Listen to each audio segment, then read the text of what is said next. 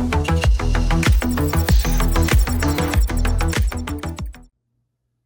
right, everybody, welcome back to MHVR Bytes. I am Dr. Adam Baldowski. And I'm Dr. Jessica Stone, and we have with us a very special guest today. And I should have asked you ahead of time how to pronounce your last name, because now I'm guessing you're going, I am not going to say that properly. So I'm going to let you introduce yourself. And I'm so excited to talk with you today.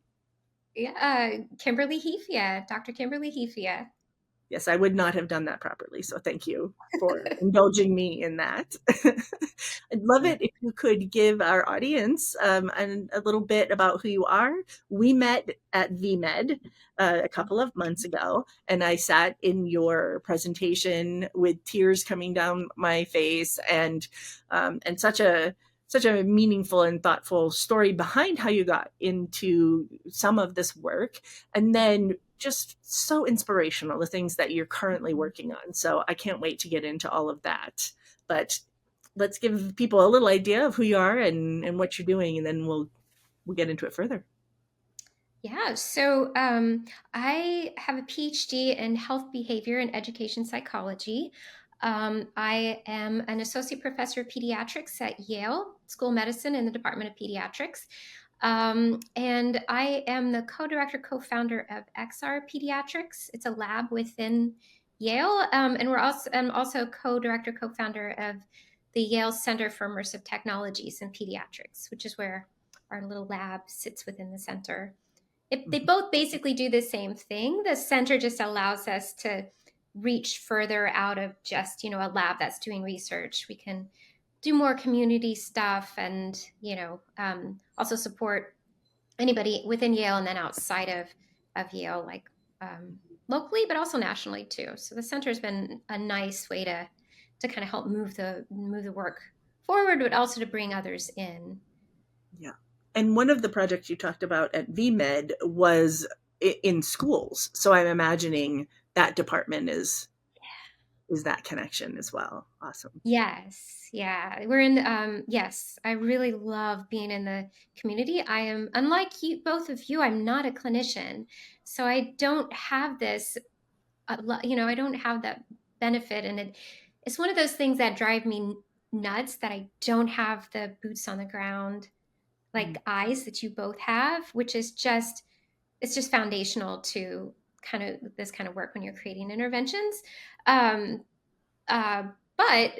I get to work with schools, and I get to use that part of my education psychology degree, and working with schools and kids, and I love that. So. Well, that's one of the reasons I wanted to have you on the podcast. And then I joke about this every single time, but I really will let Adam speak, I promise. I have to stop myself.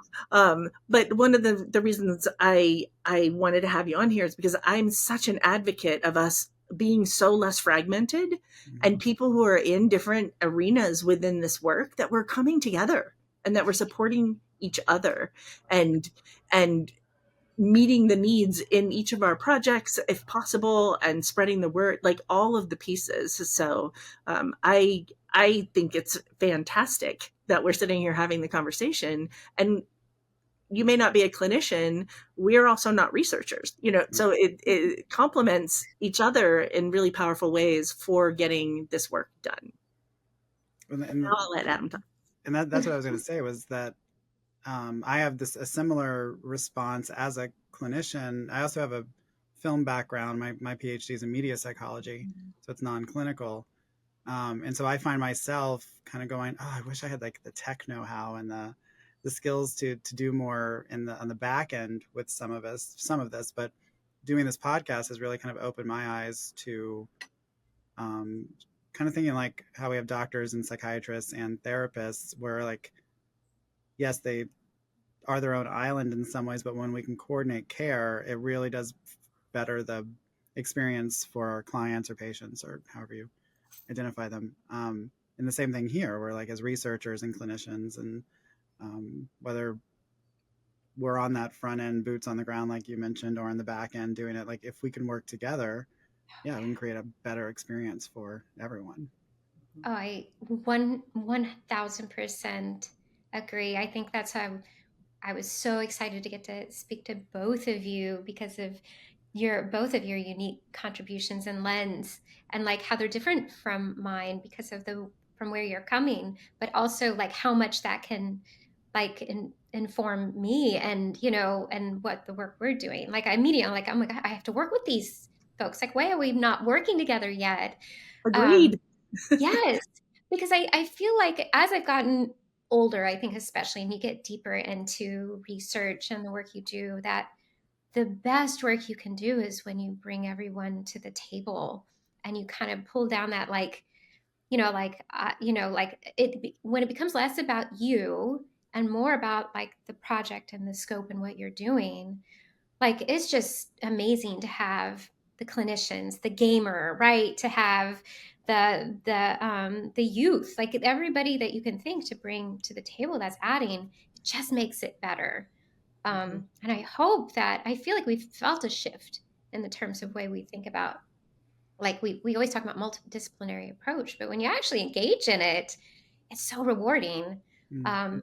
And I think for me that being able to kind of step away and say, I am not a clinician and I'm never going to pretend that I understand, the things that clinicians understand when they're working individually, in practice. But boy, do I have a lot to learn from them, and so many questions to ask, and so much, insight that I need. It becomes like I don't know. There's so much power in just asking for help and asking questions and collaborating. Yes. I think I don't ever want to not do that moving forward.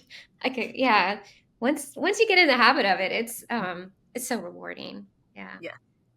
absolutely. And it can get a little isolating, when Mm. you're operating in that bubble too. So to have Mhm. others who either are having similar struggles, and you can all say, "Oh, that is tough. That is a rough arena of all of this," or give each other ideas or support in certain ways. All of the above is so helpful. Um, Yes.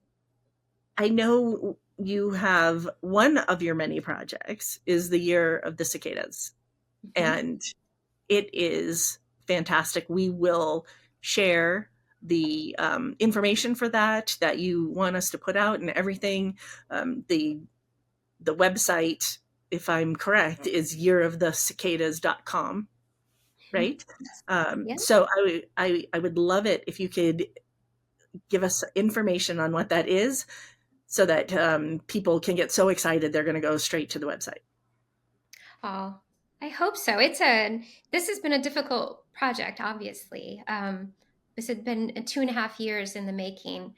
So basically, it's a virtual reality kind of narrative based experience. And I'm sure Adam can probably speak on this too about like what is a game, right? Like, do we have to define a game that has like points and you have some ability to change the narrative or script, and level up and all that? It's not Yeah. a true game in that sense, but it is a virtual reality experience that explore and you can interact in the environment to move the story forward, but it's a linear story. Anyway, so I'm always going back and forth because I know if I call it a game, people are going, "That's not a game," but that's okay. A game can be whatever I want it to be, I guess. Yes, and the concept of gamification, those lines are blurred, and I think they're getting more blurred. So, Yeah, which is people are good. going to have opinions on everything. Well, and also like let's not gatekeep. Not that we're doing that, but let's not gatekeep some of these things. Like if somebody, I always talk about this with fandoms. If people come in late to a fandom, it doesn't. If somebody's been like Metallica, for instance, people enjoy Metallica. And then somebody comes into it late because of Stranger Things. Does that make them less of a fan, or does it like introduce new? Right. So Yeah, um, same thing that's here. true. Like Yeah. So, You can call it what you want to call it. yeah. thank you. I think I'm gonna call it it's a virtual reality narrative based experience. Maybe it's a game. But it's based on it's a story that we were funded in part by Unity for Humanity in 2023 for this project. But the story behind it, my son was born in 2004, or he was born in 1998 with a pretty severe congenital heart defect. Um, And he passed away, unfortunately, in 2004 with complications related to his heart. So it was unexpected. We truly felt like, I mean, there were many, many heart surgeries in there, and it was touch and go many times, but we did not expect him to pass away when he did. But he died in the end of March of 2004, and we buried him in a little cemetery in Bloomington, Indiana. Um, and and when we had buried him, it was just like in early March. A few weeks after that, um, the brood 10 cicadas, which come out every 17 years, had come out in the graveyard specifically. I mean, they were all over, Bloomington and the Midwest. But I remember very vividly, because I was at my son's grave every day, the cicadas coming out. And we're talking millions of cicadas. And if anybody has experienced that, they're the loudest insect on Earth. They can reach up to 100 decibels. So like if you're wearing your watch, it'll say loud environment, but it will drown out any sound around you. I mean, we're talking about like jets going by, jackhammers. It's just cicadas, and it's this beautiful, like unworldly, eerie sound. So for me, like it was like perfectly fitting. I just remember it like being perfectly fitting. Like the world wasn't right anyway. The world felt completely off. I mean, my son had just died. I was in my late 20s. I had never experienced like a close death before. So I had a lot to experience in terms of grief and loss that I had no way to prepare for, I had no experience to come by. But I just remember sitting in the graveyard with these cicadas and just, I mean, I was angry at them in a lot of ways because they were like taking over my son's head. So I was flicking them off all the time. And they felt intrusive, but at the same time, it was really comforting too. And it's like they were there to grieve with me. It's like they had this like song for my son, and I just remember always also too, like I knew they were going to be returning in 17 years. And I would have these like panic attacks, these like moments of like, I mean, and these are very normal thoughts for somebody I think that's going through grief and loss, especially related to a child, but of like, these cicadas will return, or their offspring will return in 17 years, but my son will not. And so I tried to imagine what I would be and what my life would look like in 17 years. And I would have an absolute panic. Like if I was no longer a mother, if I was no longer Cody's mother, or a mother of a child with special needs, which is a very big role, right? When to have, like, that was all gone. And so I was just panicked about what was coming next in my future. And I was worried about forgetting my son's voice and the memories and the way he smelled, like all those things that you just panic about right away. And then, I went back to my goodness, it wasn't even less than a year after Cody died. I went back to school to get my PhD, my master's and my PhD, and around child loss and bereavement and meaning making. I was really fascinated by how people go through traumatic events, and are able to find meaning to kind of make that story a part of their life and find a way to move on. So I spent the next 4 or 5 years in school, and I don't even know how I did this thinking back. But I also want to put this out here too, because I think this is a powerful kind of thing, at least for me. I come from I was the first one to go to college in my family. I come from Southern Indiana, very humble upbringing. Both of my parents were.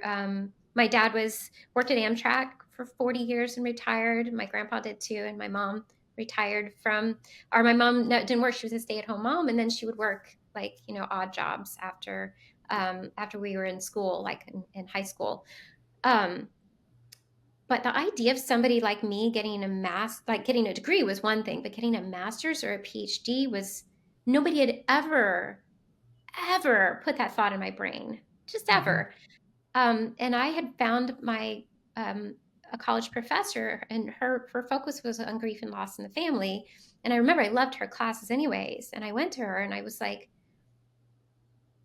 parents that lose children socially, there's not a lot of support. Family doesn't really know how to talk to you. Your friends don't know how to talk to you.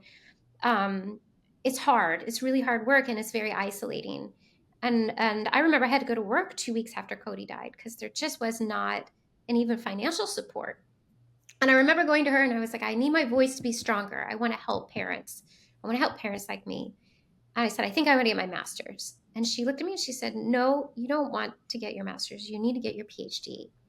Nobody in my life had ever said that to me. And I remember, I mean, like, she is that person that made that difference in my life. Like, Mm-hmm.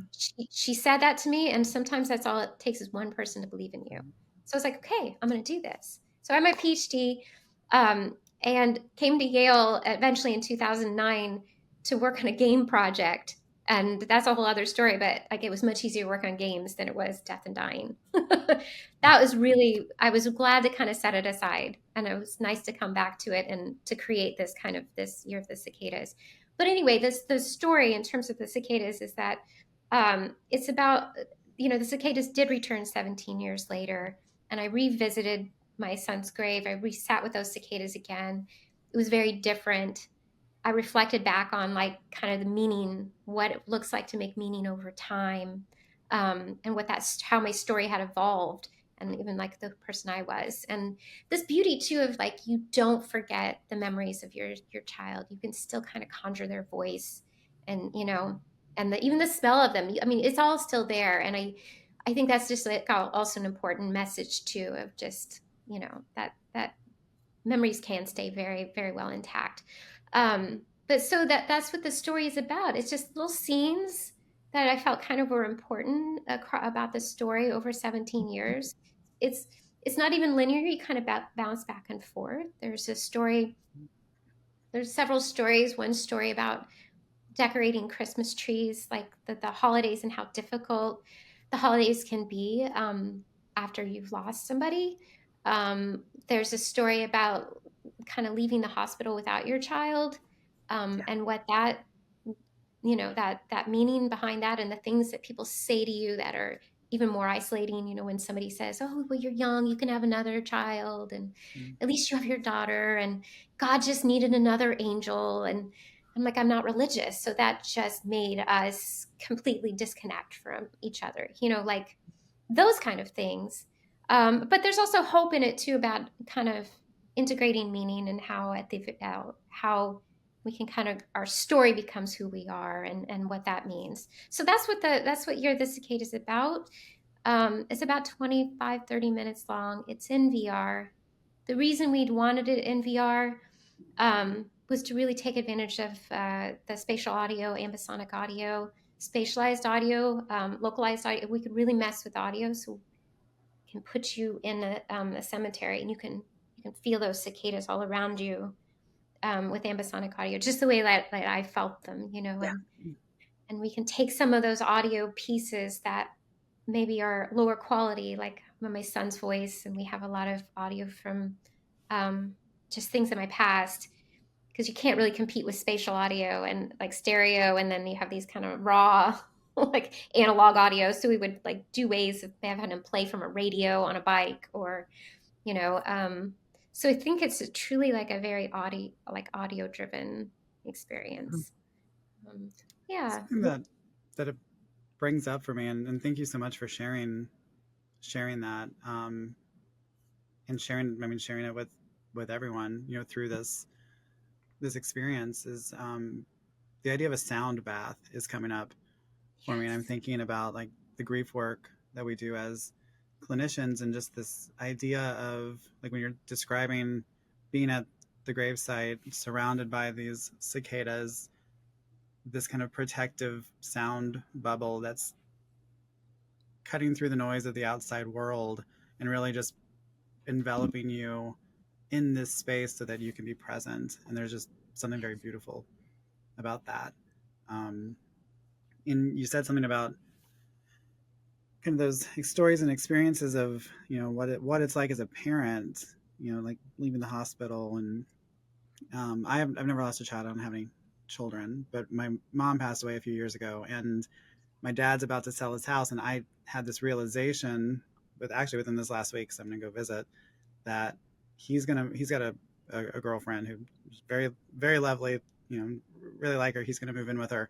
And it dawned on me this week, like, oh, next time I go home for the holidays, I'm not gonna be in my childhood home. That's a weird experience to think about. I'm gonna probably stay with them at her house. And I've only known this home for like 40, how old am I? 44. So I'm just thinking about like those experiences that we don't think about as well. I don't know where I was going with that. That just triggered in my mind, but that was really impactful for me too. When you were speaking, I'm sorry, I didn't mean to cut you off, and now I don't know how to stop this sentence. But the other one, well, I cut Kimberly off. But so I'll just say the impact of the acknowledgement of parts of the experience that you had and the experiences that you had, and the acknowledgement during your presentation at VMed when you spoke about that experience of going into the hospital with your child and coming out without your child. I shared that with a colleague and a friend who has a child who has Ewing sarcoma and has been through years of, I don't even know how else to call it except pure hell. And her child is still present with us with the ongoing fears every day, every moment of every day, every scan, every appointment, everything. And they have witnessed the loss of so many children along the way. And when I told her that your program acknowledged those pieces, she was bowled over because of what you said earlier, that these are things. This is a club that only the people usually in the club understand, and nobody wants to be in it whatsoever. Nobody wants to talk about it. Yeah. And nobody wants to talk about it. And even if people want to talk about it, they don't know how to talk about it. They don't know what to say, what's the right thing, what's the wrong thing. And there probably isn't even a list you could even come up with. It's like, it feels like something that within VR, people who have experienced it, I'm imagining, I don't want to put words into anybody's mouth because I'm thankful I have not experienced that, and I hope I never do. And the people who have, I imagine that for probably the first time, if not very close to it, they feel heard and seen and understood and painful and also inclusive, and just like a whole host of emotions. And then for people who haven't experienced it, to even try to have that embodied experience and try to understand the depth, because we can talk about on a surface level that a child had died, a child was lost, all those things, and even some of the circumstances around it. Don't talk about the fact that you just had to walk out of the hospital without your baby. Yeah. Yes. And I think that's where we were really able to use sound a lot, or the audio well, of just like leaving the hospital without your child. Because a pediatric cardiologist did say that. He said the longest walk a parent will ever take is leaving the hospital without their child. And that just stuck with me because I remember, and it was the same way, Jessica, as your friend. I remember we were in the hospital for months at a time, like off and on for the whole 6 years. And I remember watching parents pack up the stroller. We had these red wagons that you could, because they had IV poles and you could put your kids and take them. But we'd also use them to take them out to our cars to, because you just gather so much stuff when you're in the hospital. I remember watching those parents leave, pulling these red wagons and leaving with their child's stuff, and you never think it's going to be you, and then it is. And so there is like that experience of kind of, we try to create that dissociative feeling of walking down a hall and just listening to the squeaky wheel, and maybe hearing the buzzing of the light. There's no sound, but then we also do like this cacophony of things that people say to you. Because oftentimes, too, when you're at the hospital, the nurses and the doctors and the care team have no problem talking about death and holding your hand. They listen to they cry with you. They listen to the stories you tell about your child. But then you leave the hospital and you leave them behind, and you may never see them again. You may not. They're gone, and then you step into this world where people don't want to talk about grief, or they feel nervous. They feel like if they bring your child's name up, that will make you'll start crying, which you will, but then that makes them uncomfortable. So they just think it's better if they don't bring up your child, or they don't know what to say, or they say just the oddest things. And I think I tried really hard not to make this experience about um, the no's, the don't do this or do that. It's just a story, and it's about meaning making and narrative, and how we can integrate that into our lives. Because it's, I think, for all of us. And Adam, you may relate to that because you have a loss so close, and I'm so sorry about your loss, by the way.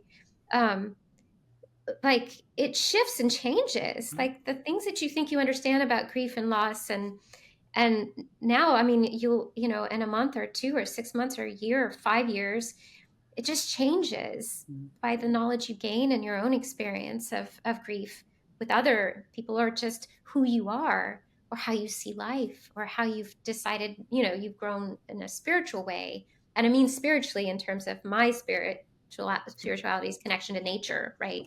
I've become more and more connected to Cody as I've gotten older, by being connected to nature, which is being connected to the cicadas and, the wind, and I don't know. That has helped me to think, like, to cope with the idea of, like, where did Cody go when he died? If there's a beautiful feeling for me of, like, he's here. He's connected to the world like all of us are, and individually to each other. But yeah, I try not to use the game as a way of, like, this is right and this is wrong, because there's no right or wrong way. And I even wanted to, like, go into, like, I think, like, we have theories of grief, like the stage, five stages of grief. We have, like, Warden's tasks. We have these horrible theories that have really hurt how we try to understand grief and help others process grief. And that's why we have people saying, well, I think it's time to move on, or you need to accept the loss, or you're still stuck in the anger state. It's like, that is not how we cope with grief. And for everyone, it's so different.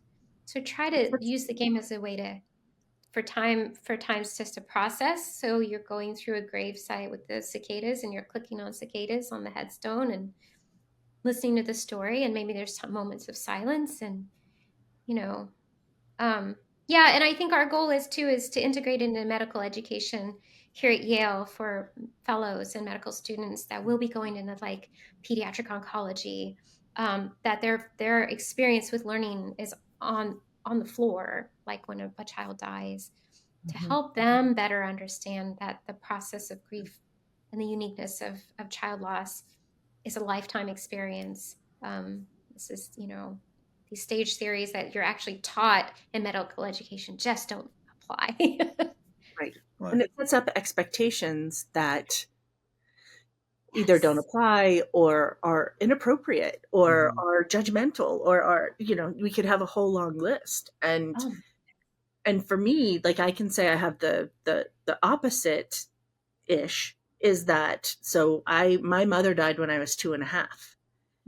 And so going through life, it's ongoing. It's the different stages. It's the different milestones. It's growing up, being a teenager. It was going to college and going away. It was being in a serious relationship, getting married, having children, like, every step. Now at my ripe old age, it's like, who the hell am I supposed to talk to about menopause? Like, it's every step along the way that then brings up this void and this absence of this person who is central to who we are. And it's different, but it feels like it's also the same in some ways. And I think we don't give enough space and voice and acknowledgement of so much of that. Like you're saying, isn't it about time? Like you've moved on? No, that's not. I will never move on. Yeah. And there's part of me that doesn't want to move on. What does that even mean? Like, this is Mm-hmm. my mother. This is your son. This is for you, your mother. You know, like all the things. And I feel like it's so powerful, the acknowledgement that you had, and the forethought, the understanding of the process of technology, of all the things, to say this needs to be in VR, because that is how someone is going to have the experience necessary, as close as humanly possible necessary, with that spatial audio. And it's interesting that Adam used the word envelop, because it's exactly how I felt each time, VMed, and when you're talking about it here, it's like I'm just imagining being enveloped by by the millions of them all around me, but also by the noise. And it's it's overwhelming, but it's also feels comforting, and it feels like you're being held by that, because you, as Adam and you both said, you know, it's cutting off the jets going over. It's cutting off. It's like, I don't know, I just have this vision of them sort of just coming around, and you're now separate from so many other things in the world. It's this probably sounds wacko. I'm gonna say it anyway. Is that it has the feeling that there was such a serendipity component to the timing, and to your being there, and the cicadas being there, and it's like, it's almost like he was part of that. I know that probably sounds weird to people who haven't had these experiences, but I definitely have been places and I'm like, oh my God, I totally feel my mother. And it's not a place I've ever been with her, not the state we were in. Like, it's nothing. And 2.5, I don't even have memories, you know, like that I'm aware of. I know they're there, but probably stored pre-verbal and all the things we know. But like, to have that sense that they're there is, how do you explain that? How do Right. you prove that? How do you anything? I don't care. I have them. Yes. I 100% agree. I think we all probably have had those experiences of just that. It's powerful. It is so powerful. It is. And I think reading a story is great. I love reading. But VR does give us that capability of putting somebody into a story and allowing them these other senses that we don't necessarily get, when we're reading. And it is true. It is feel like a sound bath. Like the cicadas are, it's powerful. It really, at least it was for me. Like for somebody else, it may be something completely different. And I think that's also the message too. You probably have your own cicadas in your life, right? Like that or connect you to somebody you've lost. And what is that? What is that cicada for you? Um, And that's yeah. what I love about the meaning making aspect, and that was the heart of my dissertation, was meaning making. I looked at how we use social media or online platforms to make meaning after a tragedy, and the Pulse nightclub shooting um, was the tragedy that I used.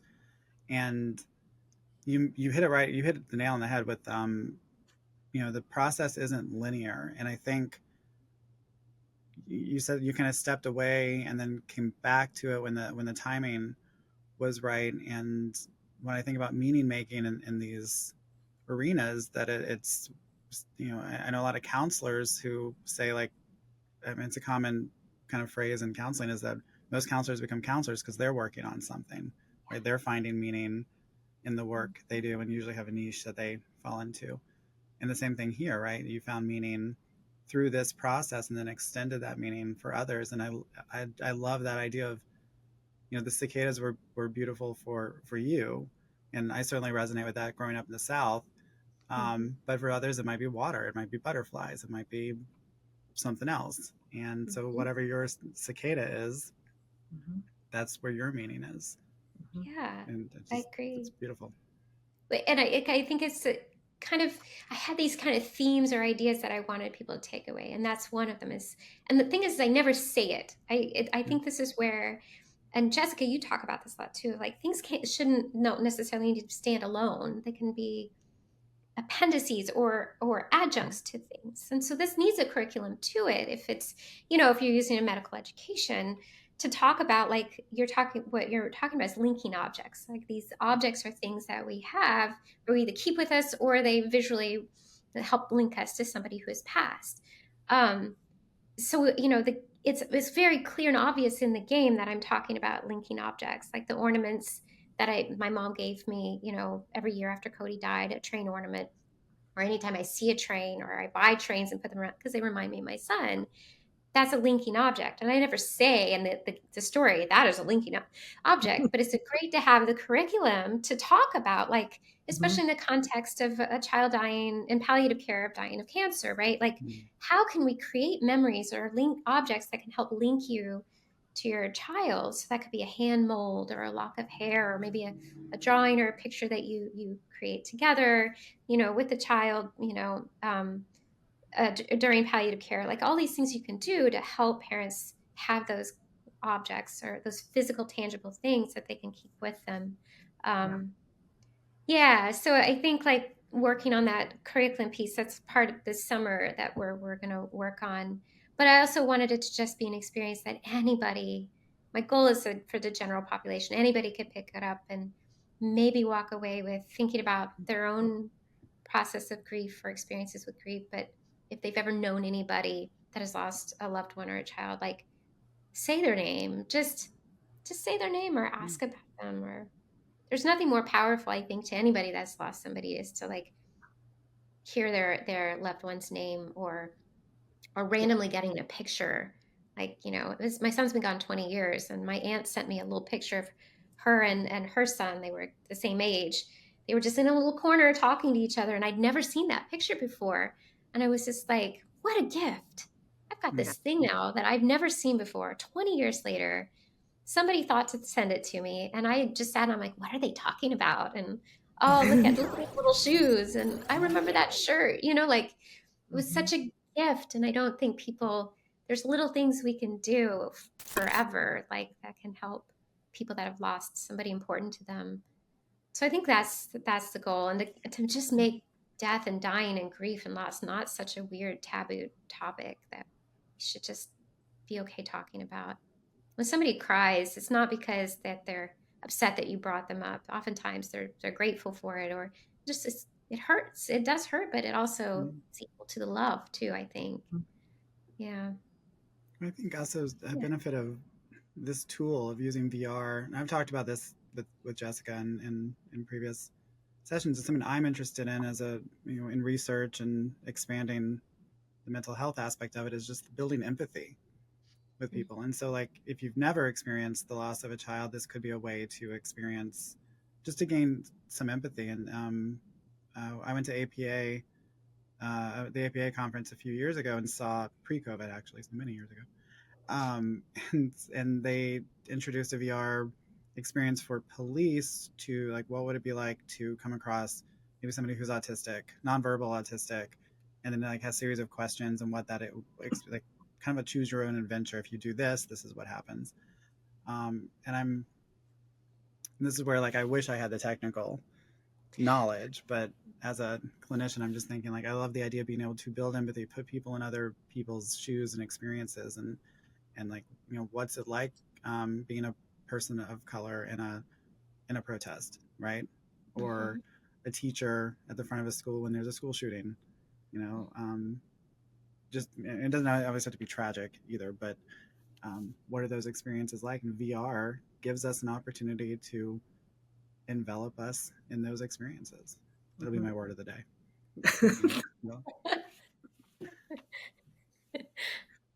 Yes. I think that's great too. I think VR is such a powerful way to tell stories that we don't lean into enough sometimes.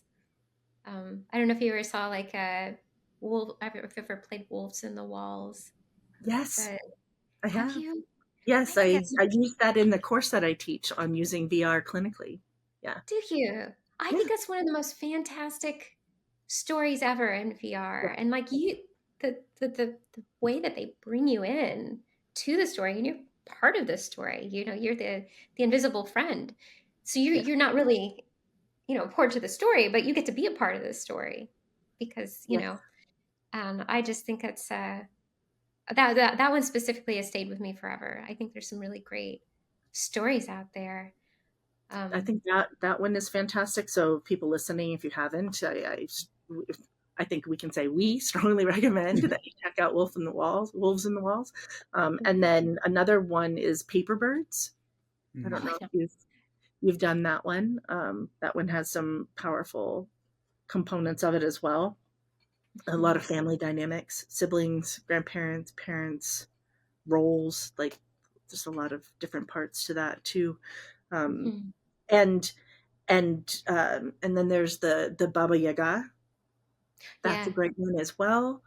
Folk story from hundreds of years, many different cultures. So like that one is really powerful. But part of what they have in common, well, at least wolves and Baba Yaga have in common, is the character looking at you as a part of the story. When you have to pick up the jelly jar that drops when the in Wolves on the Wall, she's in the kitchen with her mom, and all the stuff is happening, and the mom's like, "Why are you doing that?" And she's like, "It's not me." um, and then all the way to really discovering what's in the walls and all of that stuff. But the like eye contact and the interaction and um, the story, I mean, at some point it's gonna move on, or you're gonna click on something and it's gonna move on, but really you have the sense that it's waiting for your interaction because you are part of it. And in VR we can create that environment and that experience in a way we just can't do in other ways. Mhm. I Yeah. I agree. Yeah, I'm trying to think. There's also Notes on Blindness. That's also another one. I don't know if either of you have I haven't. No, I'm gonna write that Mhm. down. notes on. So this one is fantastic. You're not able to be a part of this story. You are listening to somebody's story, but it's a gentleman who lost he had, I think, macular degeneration early, and so he lost his eyesight over time. Um, but by the time, and then when he was an adult, he lost it fully. But he would keep audio tapes of his thoughts about going blind. And this is like from the 80s, not, when cassette tapes. So it's like, but you get the real raw audio. But he walks through like what it feels like to go blind and then to be blind, and which is something you wouldn't think would be interesting for VR, but it is so powerful. Mm-hmm. It's so powerful because, like, for example, one of the things that he talks about is like he loves it when it rains because when rain hits things, then he knows where they are, right? Like Mm-hmm. spatially, he knows where things are. And he said he wishes he could bring the rain inside. And then they do this powerful visual of rain hitting pots and pans and things in a kitchen. And so you get to feel that of like what he's talking about, like Mhm. spatial audio, like rain, how it lets you know what's in there. Yeah. And then he talks about how like the scariest time is when it snows. That's because there's nowhere for the sound to bounce off of. So snow is really scary because Mm-hmm. you don't know where things are. Mm-hmm. So like Mhm. it is such a beautiful, it's older. This is a much older game in VR, but it is another example of how we can try to create empathy or understanding about things that we would have, kind of step away from. Like even Yeah. just listening to the audio tapes is amazing, but to be able to like try to put yourself in and using the audio and some very, very light visuals of the art in it is really beautiful too. Mhm. Um, yeah, I think that we should embrace more. I It always takes me back to like the professor that said you need your PhD. She always had this thing on her wall and it says, "We live in stories, not statistics." And it's so true. You're more likely to remember like I could tell you all the poor health outcomes related to being a bereaved parent, like the poor mental health outcomes, and substance use issues, and marriage and social issues, and there's so many like poor health outcomes to losing a child, for many people. Or I can tell you a story about what it's like the hurdles and the difficulties of losing a child and what that looks like. And maybe you're going to remember that better than all the list of poor health outcomes that I'm going to tell you about, the Mhm. experience. So I will never forget that. I think we remember stories. Even when we talk, we tend to put things in a story. You're like, oh my gosh, you'll never believe what happened today. And we have a beginning and a climax in the middle, and then we have an end. Even if it was just, somebody we ran into the street, we put it into a story or a narrative. And I think we should lean more into that. And now we have all these new immersive ways of doing that we haven't had in the past, to bring Yeah. people in to our That stories. stories at the center of my practice. My practice is called storyology, and my mantra for my clients is that the stories we live are the stories we tell ourselves, but they don't have to be the stories that define us. Yeah. And so the idea is we are constantly writing our stories, and it's not done until it's done. Mhm. Yeah. Absolutely. And even then, might live on. So Yes. I You love that. you've spoken a bit. I know we're getting close in time, and so I want to bring this in. You've spoken a bit, and we chimed in too of speaking a little bit to the fragmentation that can happen in VR. I mean, it's everything from hardware, software, groups, disciplines. Like we're all over the place. So I'm wondering if there are any thoughts that you have about that moving forward with such an important recognition. How do we bring people together? Hmm. So I struggled a lot about putting this in VR, just in the sense of reach, right? I acknowledge that the people that will be able to play are the people that have a VR headset and can actually use one, right? Or feel comfortable using one, or don't have any sort of like visual or hearing issues, right? There's a lot lost just in the fact that when you decide to put something in VR, that you may be leaving people out, and that was hard. I still struggle with that, and I still want to be, as it does. We don't have any more money for this project, but in a perfect world, if I had more funding, I would move it into kind of a web-based, and then of course it would say, put your headphones on, like right away, and you'd lose the immersion I think you'd get, but at least the story would be there. So there's always that. I always struggle between accessibility and kind of Mm. the tech that we choose. And VR was right for this, but I still struggle a lot with my choice, because of the accessibility piece. We were very Absolutely. careful to think, like with the controller, that I was like, it's important that my 76-year-old dad can play this, right? So only the click. You only use the click button, the click, the on the front, the pointer. That's all you use. One way that I really want to bring people together in this, and again, this is where one way we're trying to raise money. I still haven't figured out how to do this because I'm a researcher and I don't market and raise money. But I have this idea at the closing of this, and we had this in the initial game, but we had to pull it out because we ran out of money. It's some sort of community. We called it like an ethereal tree, if you can imagine this kind of beautiful, glowing tree, um, that you could name a cicada. Maybe you could color its wings and do something, really beautiful. And you could put even like a message or something that would fly behind the cicada. And that you could release the cicada and it could join that tree of other lost, like children that had died.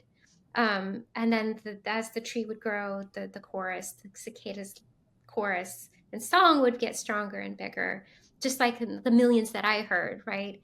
But also you could put your hand out and a cicada would land, and maybe you could put it up to your ear, because you can do that in the game currently. You can listen to just one cicada, but each cicada could represent a child.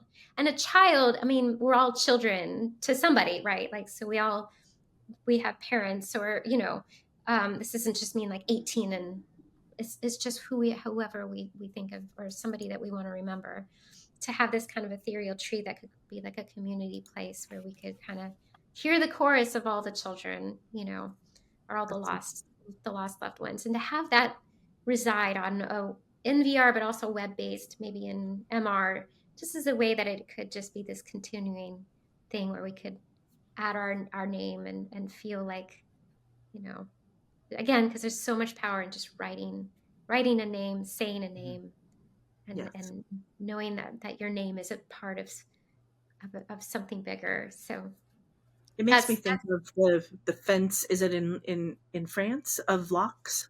Yes. Yeah, it makes me think of that. Yeah, and that's really powerful. So powerful. And again, we're always. Oh, I'm so sorry. Go ahead. No, I was just going to say that we, for parents, it's been 20 years for Cody, and I just think I'm imagining this is 30 years, 40 years from the rest of my life. This idea of we can just, one way is to like keep feeling their presence, or feeling them alive. But what were you going to say, Adam? I was just going to say, it makes me think of the importance of symbols, whether it's the locks in Paris or cicadas or whatever is meaningful. I do a lot of metaphor work with my clients, and so symbols are very important. And yeah, I know we're at time, but I want to thank you for coming on and speaking with us and sharing your story and Cody's story and this important research that you've been doing. And I hope others get to experience it and explore your work. I hope that somebody listens to this and they are inspired to help fund more of this and more projects and expanding this in really meaningful ways. I hope that. Yeah, thank you. I would think that's, like you were talking about, the plug, or what we're hoping. I hope people find the game, sign up. The game should be released by the end of the summer. But you can go to the website and just sign up, just to get updates of the game. And then, of course, we're trying to find like the special home for it, as a way for people to know it's there and can access it. And again, like, we want to continue this. There's always money to do research but then it's that implementation piece that it's harder to get funded. So ways that we can get it out and hopefully touch others to help them, and help others understand, those that are going through this difficult time. If people want, it would be wonderful if people could visit the website and sign up and reach out if they're interested in helping us, or collaborating, or just want to share a story. I think I've already run into a couple people that also experienced cicadas after. It was when somebody reached out, was his brother had died the same 17 years ago, because the cicadas are out again right now, and they're remembering their experience of it 17 years ago with their brother. So I love to hear the stories of others too. Yeah. Well, I say we put it out there. Come on, Microsoft, Netflix, Meta, if you're listening, let's get this done. Find a home. Yes, 100%. Well, thank you so much for coming and speaking with us and sharing the amazing experiences and the work that you're doing. We want to bring people together, so we definitely have to stay connected, and whoever else, let's get together. There's so much work to be done, and this is really powerful. So thank you so much. And through VR, we can get together and don't have to be in the same location. So exactly, it's true. So. And thank you both for the amazing work and contribution you guys are doing, and all the people that you're touching with your work. Thank you. Thank you. You have the luxury. I'm so jealous that you get to do it on the ground, but I love to learn from both of you. It is mutual. So we will put all of your contact, any of the information, your website, anything that you want us to put, we'll put with the podcast so that people can find you and the work that you're doing, and hopefully continue to grow. Thank you. Yeah. And for everyone at home listening or watching, thank you so much for joining us. Go step outside, listen to some cicadas or whatever's in your backyard, and just connect with the environment. Yes. Yes. Okay. Thank you. Thank you. This episode was brought to you by MHVR in partnership with the American Medical Extended Reality Association.